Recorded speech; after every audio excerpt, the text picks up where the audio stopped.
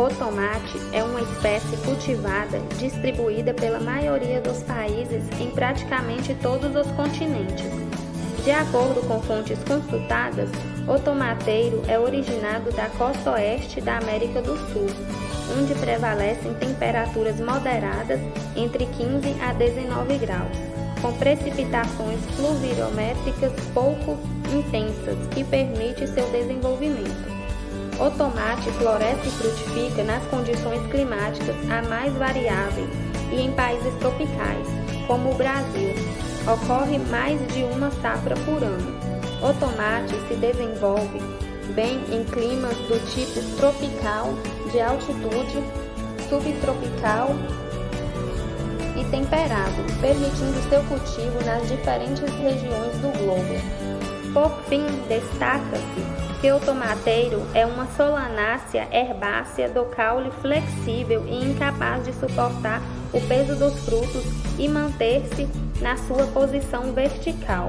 A produção brasileira de tomate na safra de 2014 foi de 4,30 milhões de toneladas, com volume de 2,5% da produção e a nona colocação no ranking mundial.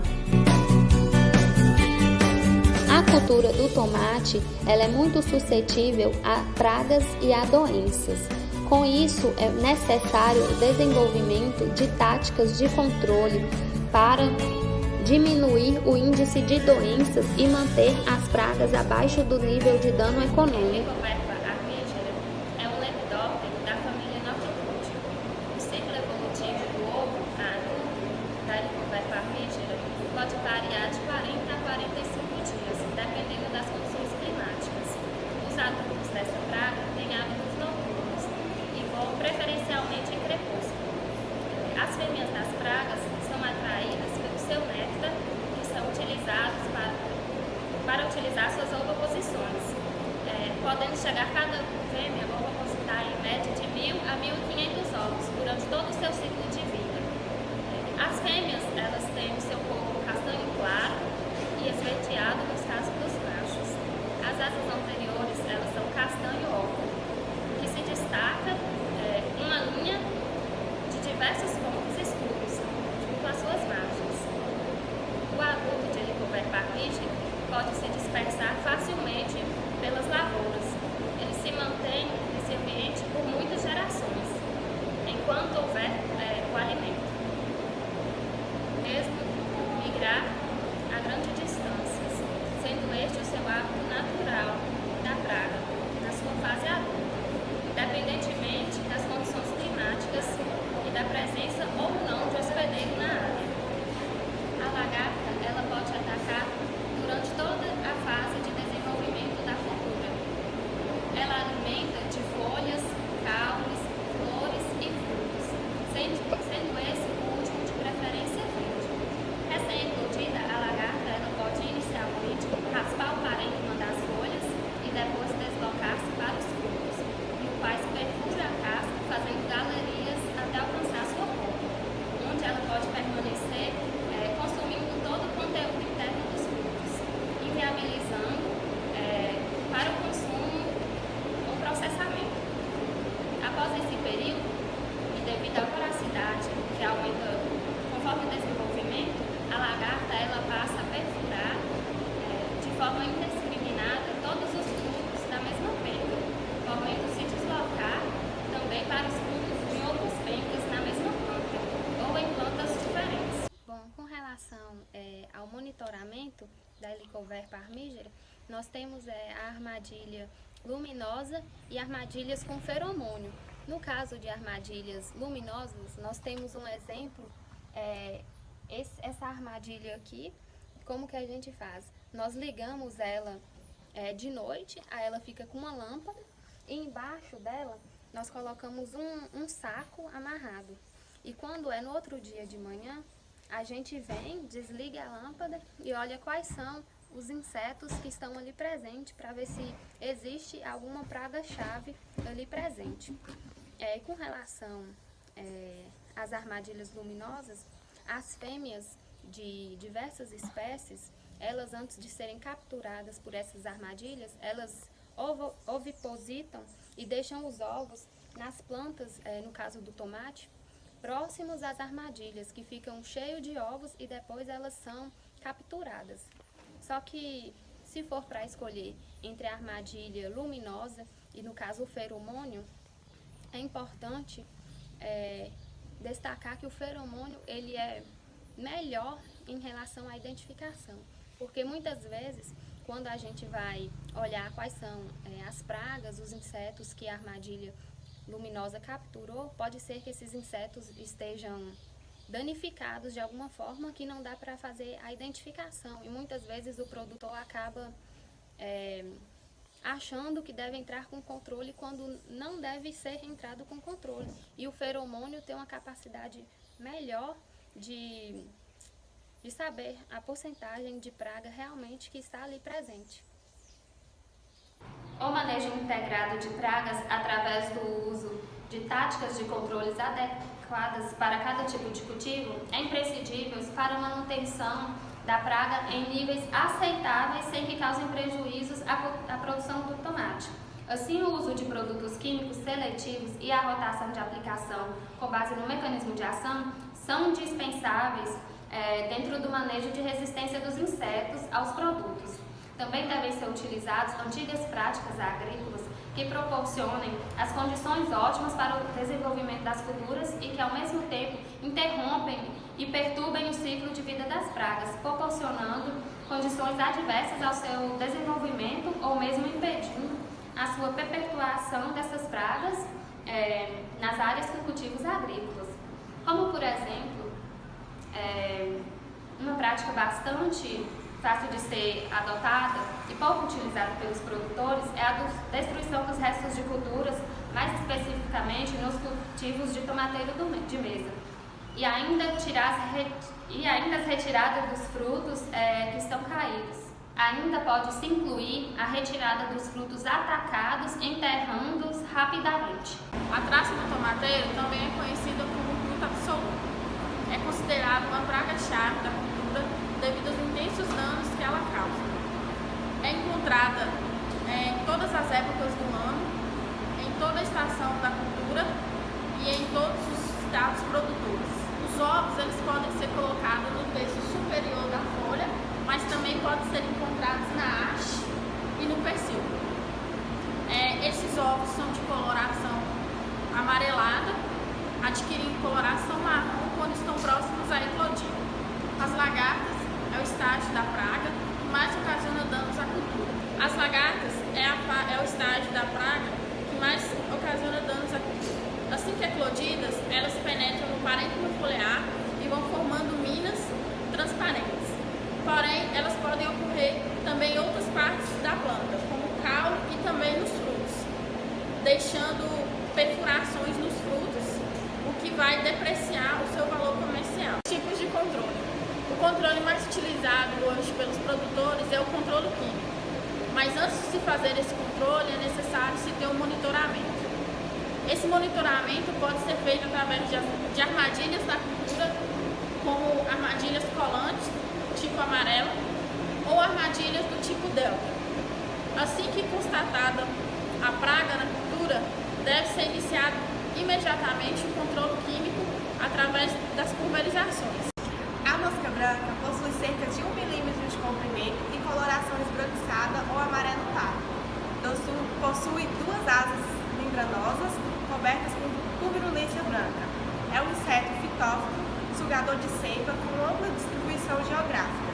Os ovos apresentam coloração amarelada e são colocados na superfície superior das folhas.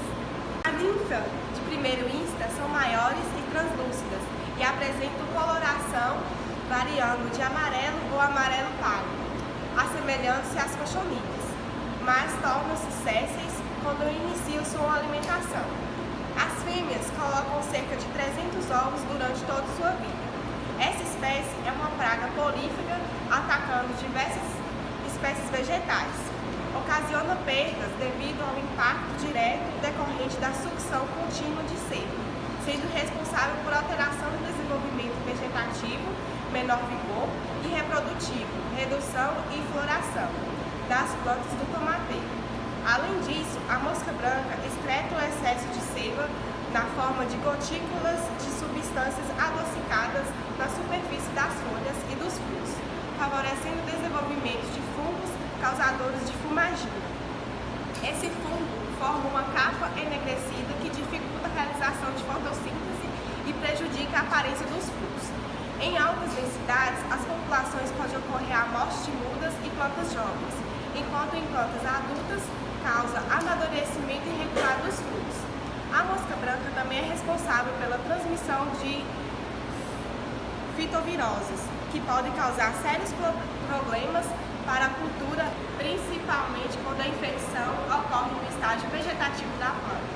O inseto se contamina com o vírus tanto na fase ninfa como na fase adulta, durante a alimentação em tomateiros ou em plantas de vegetação espontânea infectados.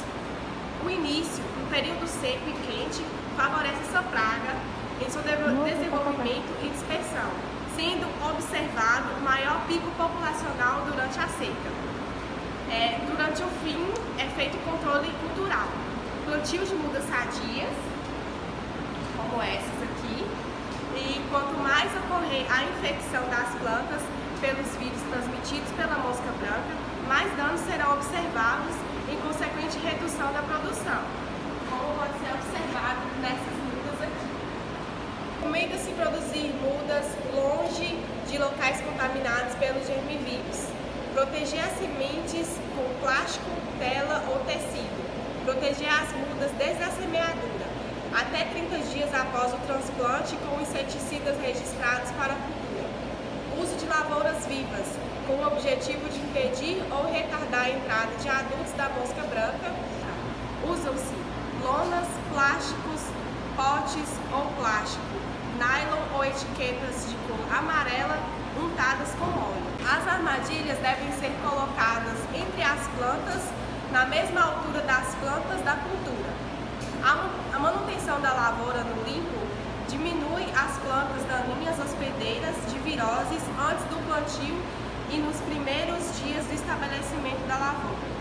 Restos de plantas não colhidas devem ser incorporadas ao solo para impedir a formação de um nicho de sobrevivência para ovos, ninfas e adultos da mosca branca. É importante que os vizinhos da propriedade façam o mesmo. Plantio de cultivares resistentes.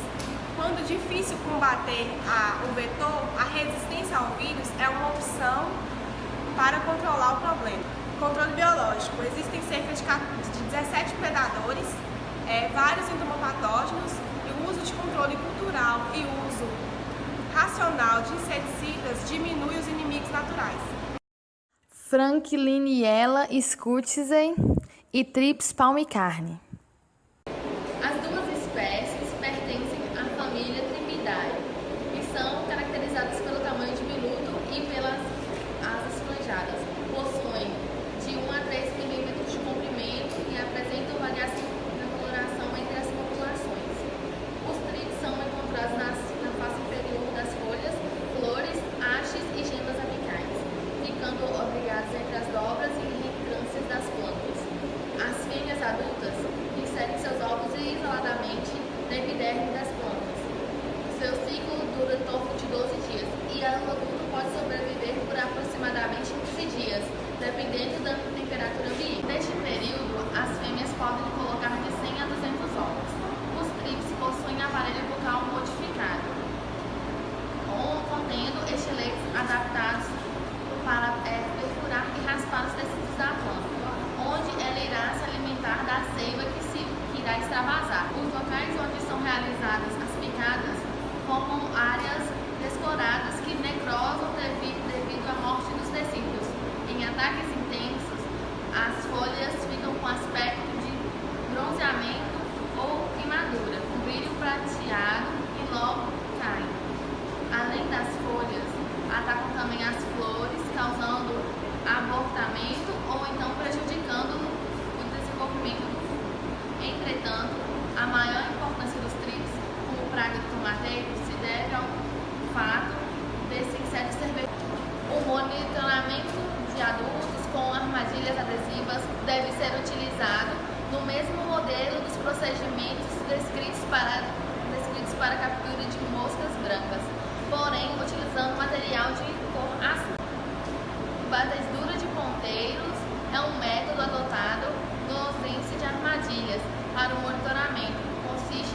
cortar vigorosamente as folhas da região superior das plantas presentes em cada ponto de amostra, sobre uma placa branca, avaliando a quantidade de insetos presentes na superfície.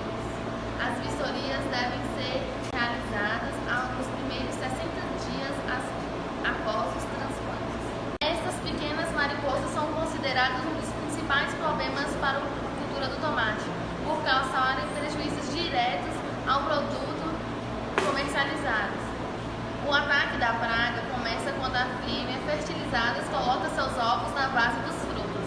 Ao eclodir os ovos, as larvas perfuram o fruto, deixando uma cicatriz de entrada, mediante a qual se reconhece que o fruto está sendo atacado pela praga.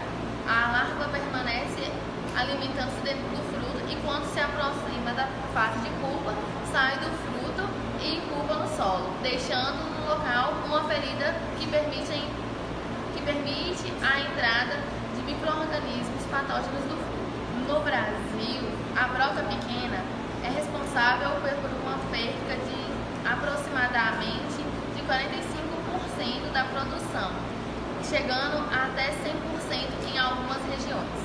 O monitoramento de machos com armadilhas contendo feromônios sexuais. A armadilha recomendada é do tipo Delta, e os procedimentos de operações dessa armadilha são semelhantes aos adotados pela praça do tomateiro, exceto o momento, que seria no início do florescimento, e a altura de instalação, que seria 1 metro do solo. Existem evidências de que algumas formulações de feromônios sexuais sintéticos atualmente comercializados mostram baixa atratividade por algumas populações desses insetos na região sul do país, que são casos que necessitam de maiores investigações. A inspeção de plantas consiste na avaliação semanal de pencas com frutos em fase inicial de desenvolvimento, sendo consideradas infestadas aquelas que apresentam pelo menos um fruto perfurado ou com ovos.